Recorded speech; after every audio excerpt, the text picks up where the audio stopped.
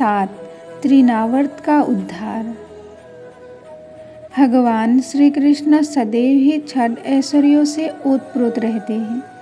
ये है पूर्ण धन, बल, यश, ज्ञान, सौंदर्य तथा वैराग्य। भगवान विभिन्न पूर्ण शाश्वत अवतारी रूपों में प्रकट होते हैं। बद्ध जीवात्मा को इन अवतारों में भगवान के दिव्य कार्यकलापों के विषय में सुनने का अवसर प्राप्त होता रहता है। श्रीमद् भगवद गीता में कहा गया है, जन्म कर्म च मे दिव्यम। भगवान की लीलाएं तथा कार्यकलाप संसारी नहीं है, वे भौतिक बोध से परे है और बद्ध जीवन इस असाधारण कार्यकलापों के श्रवण से लाभान्वित हो सकता है। श्रवण एक अवसर है जो भगवान का साहचर्य प्रदान करता है और उनके कार्यकलाप के श्रवण का अर्थ है दिव्य चेतना का विकास करना। बद्ध जीव की स्वाभाविक प्रवृत्ति अन्य बद्ध जीवों के विषय में उपन्यास, नाटक, कथा आदि के माध्यम से कुछ न कुछ श्रवण करने की होती है।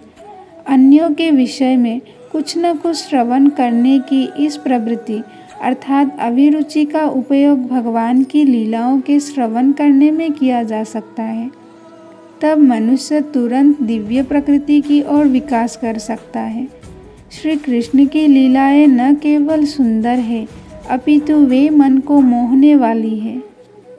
यदि कोई भगवान की लीलाओं के श्रवण का लाभ उठाता है तो प्रकृति की दीर्घकालीन संगति के कारण मन में संचित होने वाली कल्मष धूलि को तुरंत ही धोया जा सकता है। भगवान चैतन्य ने भी उपदेश दिया है कि भगवान श्री कृष्ण के दिव्य नाम के श्रवण मात्र से ही मनुष्य अपने मन के सारे भौतिक कल्मष धो सकता है। आत्म साक्षात्कार की विभिन्न विधियां हैं, किंतु जब बद्ध जीव इस भक्ति की विधि को, जिसका सबसे महत्वपूर्ण कार्य श्रवण करना है, अपनाता है तो इसके द्वारा उसका भौतिक कल्मष स्वतः धुल जाता है और उसे अपनी स्वाभाविक स्थिति का बोध हो जाता है। इस कल्मष के कारण ही यह बद्ध जीवन है और ज्यों ही यह कल्मष धुल जाता है त्यों ही जीवात्मा का अप्रकट कार्य अर्थात भगवान की सेवा करने का कार्य सहज ही जाग उठता है। परमेश्वर के साथ दिव्य संबंध स्थापित करने से वो भक्तों के साथ मित्रता करने का अधिकारी बन जाता है। महाराज परीक्षित ने व्यवहारिक अनुभव से यह निर्दिष्ट किया है कि प्रत्येक व्यक्ति भगवान की दिव्य लीलाओं को सुनने का प्रयास करे। ये लीला पुरुषोत्तम भगवान श्री कृष्ण नामक भाष्य इसी उद्देश्य से लिखा गया है और पाठक को चाहिए कि मानव जीवन के चरम लक्ष्य की प्राप्ति के लिए इसका लाभ उठाए। भगवान अपनी अहेतुकी कृपावश इस भौतिक जगत में अवतरित होते हैं और सामान्य पुरुष की भांति अपने कार्यकलापों का प्रदर्शन करते हैं। दुर्भाग्यवश शून्यवादी या नास्तिक लोग श्री कृष्ण को अपने समान एक सामान्य व्यक्ति मानते हैं और इस तरह वे उनका उपहास करते हैं। भगवान ने स्वयं श्रीमद् भगवद गीता में इसकी यह कहकर भर्त्सना की है, अवजानन्ति माम मूढ़। मूढ़ या पाखंडी श्री कृष्ण को सामान्य व्यक्ति या मानव से थोड़ा बहुत अधिक शक्तिमान मनुष्य मानते हैं। दुर्भाग्यवश वे उन्हें श्री भगवान के रूप में स्वीकार नहीं कर पाते। कभी कभी ऐसे भाग्यहीन मनुष्य बिना किसी शास्त्रीय प्रमाण के अपने आप को श्री कृष्ण का अवतार घोषित कर देते हैं। जब श्री कृष्ण और बड़े हुए तो वे पलटने लगे। अब वे पीठ के ही बल नहीं लेटे रहते थे। यशोदा तथा नंद महाराज ने दूसरा उत्सव अर्थात श्री कृष्ण की पहली वर्षगांठ मनाई। उन्होंने श्री कृष्ण जन्म दिवस अर्थात जन्माष्टमी उत्सव का आयोजन किया, जो आज भी वैदिक सिद्धांतों के अनुयायियों द्वारा मनाया जाता है। भारत में सारे हिंदू जातिगत भेदभाव छोड़कर श्री कृष्ण का जन्मदिन मनाते हैं। सारे ग्वालों तथा ग्वालिनों को इस वर्ष उत्सव में भाग लेने के लिए आमंत्रित किया गया।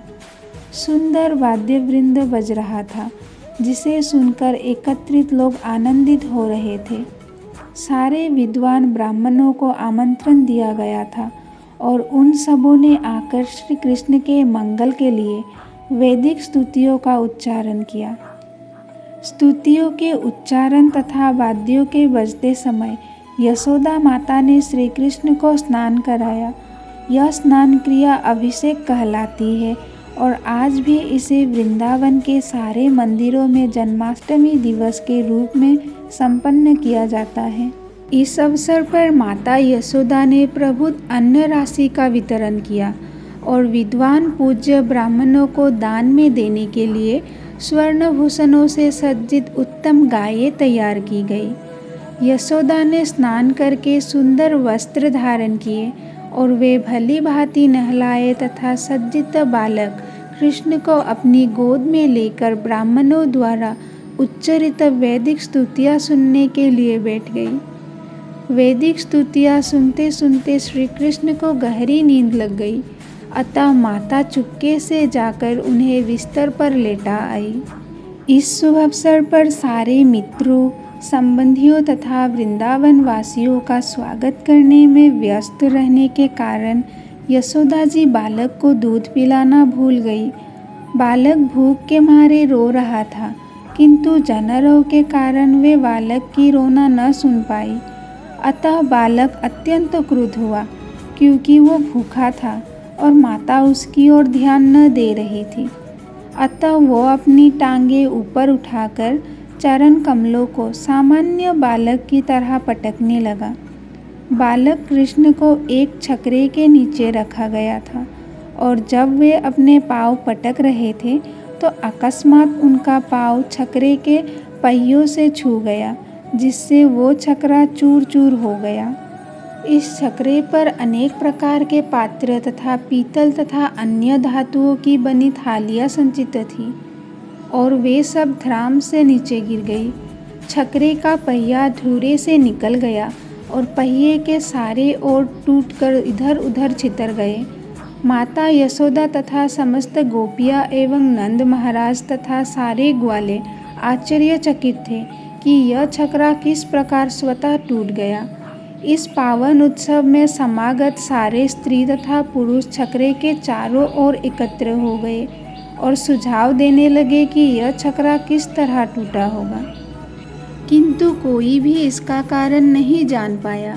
हाँ, कुछ छोटे छोटे बच्चों ने, जिन्हें नन्हे श्री कृष्ण के साथ खेलते रहने का काम सौंपा गया था, फिर को बताया कि पहिए में श्री कृष्ण का पाँव लग जाने से ऐसा हुआ है। बालकों ने भीड़ को आश्वस्त किया कि उन्होंने अपनी आँखों से देखा है कि वो सब कैसे हुआ और वे सब इसी पर बल दे रहे थे। कुछ लोग तो ध्यान से छोटे बच्चों के बताए सुन रहे थे, किंतु दूसरों ने कहा, आप इन बच्चों के कहने पर कैसे विश्वास कर सकते हैं। ग्वाले तथा ग्वाली ने यह जान पाए कि सर्वशक्तिमान भगवान वहाँ बाल रूप में लेटे हुए थे और वे कुछ भी करने में समर्थ थे। संभव तथा असंभव दोनों ही उनके वश में थे। जब इस तरह विवाद चल रहा था तो बालक कृष्ण रो पड़े। माता यशोदा ने बिना प्रतिवाद के बालक को अपनी में उठा लिया और भूत प्रेत दूर करने के लिए वैदिक स्तुतियों का उच्चारण कराने के लिए विद्वान ब्राह्मणों को बुलाया। साथ ही वे बच्चे को दूध भी पिलाती रही। यदि बालक अपनी माता का दूध ठीक से पीता है तो यह समझा जाता है कि बच्चे को कोई खतरा नहीं है। तत्पश्चात समस्त बलिष्ठ ग्वालों ने टूटे छकरे को ठीक किया और इधर उधर बिखरी वस्तुओं को पूर्ववत रख दिया। फिर ब्राह्मणों ने यज्ञ की अग्नि में घी, दही, कुश तथा जल की आहुतियाँ दी। उन्होंने बच्चे के मंगल के लिए श्री भगवान की पूजा की। वहाँ पर उपस्थित सारे ब्राह्मण सुपात्र थे, क्योंकि वे ईर्ष्याहीन थे। उन्होंने कभी असत्य भाषण नहीं किया था। वे घमंडी नहीं थे। वे सबके सब अहिंसावादी एवं प्रामाणिक थे। अतः ऐसा कोई कारण न था कि उनके आशीर्वाद व्यर्थ जाए। सुपात्र ब्राह्मणों के दृढ़ विश्वास के साथ नंद महाराज ने अपने पुत्र को गोद में लेकर विविध औषधियों से मिश्रित जल के द्वारा उसे स्नान कराया और ब्राह्मणों ने ऋग, यजु तथा साम वेदों से स्तुतियाँ पढ़ी। कहा जाता है कि जब तक ब्राह्मण योग्य ना हो तब तक उसे वेदों के मंत्र नहीं पढ़ने चाहिए।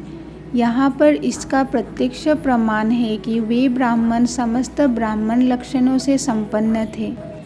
नंद महाराज को भी उन पर पूर्ण श्रद्धा थी। फलत उन्हें वैदिक मंत्रोच्चार द्वारा अनुष्ठान करने की अनुमति प्रदान की गई। यद्यपि विभिन्न कार्यों के लिए भिन्न भिन्न प्रकार के यज्ञों का विधान है, किंतु सारे मंत्रों का उच्चारण सुपात्र ब्राह्मणों द्वारा ही होना चाहिए, क्योंकि इस कली काल में ऐसे सुपात्र ब्राह्मण उपलब्ध नहीं है। अतः समस्त वैदिक यज्ञ अनुष्ठान वर्जित है। इसीलिए श्री चैतन्य महाप्रभु ने इस युग के लिए केवल एक प्रकार के यज्ञ की संतुष्टि की है, और वो है संकीर्तन यज्ञ, अर्थात हरे कृष्ण महामंत्र का जाप। जब ब्राह्मणों ने वैदिक स्तुतियों का उच्चारण किया और दूसरी बार विधि विधान संपन्न कराया, तो नंद महाराज ने पुनः उन्हें प्रभुत अन्न तथा गायें दान में दी। दान दी गई सारी गायें सुनहरे गोंतों वाले वस्त्रों से आभूषित थी। उनके खूर चांदी के पत्रों से मरे थे, उनके सींग सुनहरे छल्लों से सजाए गए थे और उनके गलों में फूलों के हार परे थे। उन्होंने अपने सुंदर पुत्र के कल्याणार्थ अनेक गायों का दान किया और बदले में ब्राह्मणों ने हार्दिक आशीर्वाद दिया। ब्राह्मणों द्वारा प्रदत्त यह आशीर्वाद कभी निष्फल नहीं हो सकते थे। एक दिन इस उत्सव के तुरंत बाद जब माता यशोदा बालक को अपनी गोद में लेकर दुलार रही थी, तो बालक बहुत भारी लगने लगा और वे उसे उठाने में असमर्थ अनुभव करने लगी। अतः उन्होंने इच्छा न होते हुए भी उसे जमीन पर बिठा दिया।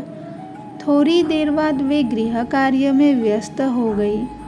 उसी समय कंस का एक भृत्य, जिसका नाम तृणावर्त था, कंस के आदेश अनुसार ववंडर के रूप में वहाँ प्रकट हुआ।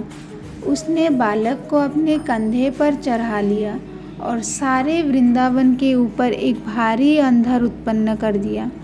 फलस्वरूप सारे लोगों की आंखें धूल से भर गई और संपूर्ण वृंदावन क्षेत्र इतने गहन अंधकार से पूर्ण हो गया कि कोई किसी को देख नहीं सकता था। इस महान उत्पात के समय माता यशोदा को अपना बालक नहीं दिखाई पड़ा, क्योंकि उसे तो ववंडर उड़ा ले गया था। अतः वे करुणा करके रोने लगी। वे पृथ्वी पर उसी प्रकार गिर पड़ी जिस प्रकार बछड़ा खो जाने पर गाय गिर पड़ती है। जब यशोदा इस तरह विलाप कर रही थी, तो सारी ग्वालिनें तुरंत वहां आ गई और बालक की खोज करने लगी, किंतु वे बालक को नहीं पा सकी। अतः निराश हो उठी। तृणावर्त दानव बालक कृष्ण को कंधे पर उठाकर आकाश में बहुत ऊपर चला गया था, किंतु बालक ने अपना भार इतना बढ़ा लिया कि सहसा वह और ऊपर नहीं जा सका। अतः दानव को अपना उत्पात बंद करना पड़ा। बालक कृष्ण ने अपना भार बढ़ाते हुए तृणावर्त की गर्दन पकड़ ली और वो भारे से दबने लगा। तृणावर्त को लग रहा था कि यह बालक मानो विशाल पर्वत हो। वह उसके चंगुल से निकलने का प्रयास करने लगा, किंतु ऐसा नहीं कर पाया। उसके नेत्र गोलक बाहर निकल आए। वो चित्कार करता हुआ वृंदावन की भूमि पर गिरकर मर गया। यह असुर शिवजी के बाणों से बिंधा त्रिपुरासुर के ही समान गिर पड़ा। वह पथरीली भूमि पर गिरा था, अतः उसके अंग प्रत्यंग क्षत विक्षत हो गए। उसका शरीर समस्त वृंदावन वासियों को दिखाई देने लगा। जब गोपियों ने असुर को मरा हुआ तथा बालक कृष्ण को उसके शरीर के ऊपर प्रसन्नतापूर्वक खेलते देखा, तो उन्होंने अत्यंत प्रेम पूर्वक उसे उठा लिया। सारे गोप तथा गोपिकाएं अपने प्राणप्रिय श्री कृष्ण को पाकर अत्यंत प्रमुदित हुई। उस समय वे परस्पर बातें करने लगी कि यह कितने आश्चर्य की बात है कि यह असुर इस बालक को खा जाने के लिए लेकर भागा था, किंतु ऐसा नहीं कर पाया, उल्टे वो गिरकर मर गया। उनमें से कुछ ने इस परिस्थिति के समर्थन में कहा, यह उचित ही हुआ, क्योंकि जो पापी होते हैं वे अपने पाप फल से मर जाते हैं। यह बालक पवित्र है, इसलिए सभी प्रकार की विपदाओं से बच सका है। हमने भी पूर्व जन्म में अवश्य ही महान यज्ञ किए होंगे, श्री भगवान की पूजा की होगी, प्रभुत संपत्ति का दान दिया होगा और जनता का कल्याण किया होगा। ऐसे पुण्य कार्यों के फलस्वरूप ही यह बालक इस संकट से बच सका है। वहाँ पर समावेत गोपियाँ परस्पर कहने लगी, पूर्व जन्म में हमने कैसी तपस्या की होगी, हमने अवश्य ही भगवान की पूजा की होगी, विविध प्रकार के यज्ञ किए होंगे, दान दिए होंगे और वट वृक्ष लगाने तथा कुएं खुदाने जैसे जनकल्याणकारी कार्य संपन्न किए होंगे, जिन पुण्य कार्यों के परिणाम स्वरूप हमें हमारा बालक वापस प्राप्त हो सका है। अन्यथा वो मर ही जाता था। अब वो अपने परिजनों को जीवन दान देने के लिए लौट आया है। ऐसी विचित्र घटनाएं देख देखकर नंद महाराज को वसुदेव के वचन पुनः पुनः याद आने लगे। इस घटना के बाद एक बार जब यशोदा अपने पुत्र को प्रेम पूर्वक स्तनपान करा रही थी और दुलार रही थी, तो उनके स्तनों से दुग्ध की धारा बह निकली, और जब उन्होंने अपनी उंगलियों से बालक का मुख खोला तो अचानक उन्हें उस मुख के भीतर सारा ब्रह्मांड दिखाई पड़ा। उन्होंने श्री कृष्ण के मुख के भीतर नक्षत्रों सहित पूरा आकाश, चारों दिशाओं में तारे, सूर्य, चंद्र, अग्नि, वायु, समुद्र, द्वीप, पर्वत, नदियाँ, जंगल तथा सारे जर जनगम देखे। यह देखकर माता यशोदा का दिल धड़कने लगा और वे अपने आप बुदबुदाई, कितना विचित्र है यह। वे कुछ भी व्यक्त ना कर पाई, बस उन्होंने अपनी आंखें मूंद ली। वे विचित्र भाव में लीन हो गई। श्री कृष्ण द्वारा अपनी माता की गोद में लेटे रहकर अपने विराट रूप का प्रदर्शन यह सिद्ध करता है कि भगवान सदैव भगवान होते हैं, चाहे वे माँ की गोद में लेटे हों या कुरुक्षेत्र की युद्ध भूमि में सारथी बने हों। इससे निर्विशेषवादियों का यह मनगढ़ंत विचार कि मनुष्य ध्यान या किसी कृत्रिम कर्म द्वारा भगवान बन सकता है, झूठ सिद्ध हो जाता है। ईश्वर चाहे जिस भी दशा में रहे, ईश्वर रहते हैं और जीव सदा परमेश्वर के अंश रूप है। वे कभी भी भगवान की अकल्पनीय अलौकिक शक्ति की बराबरी नहीं कर सकते। इस प्रकार लीला पुरुषोत्तम भगवान श्री कृष्ण के अंतर्गत तृणावर्त का उद्धार नामक 7वें अध्याय के भक्ति वेदांत तात्पर्य पूर्ण हुए।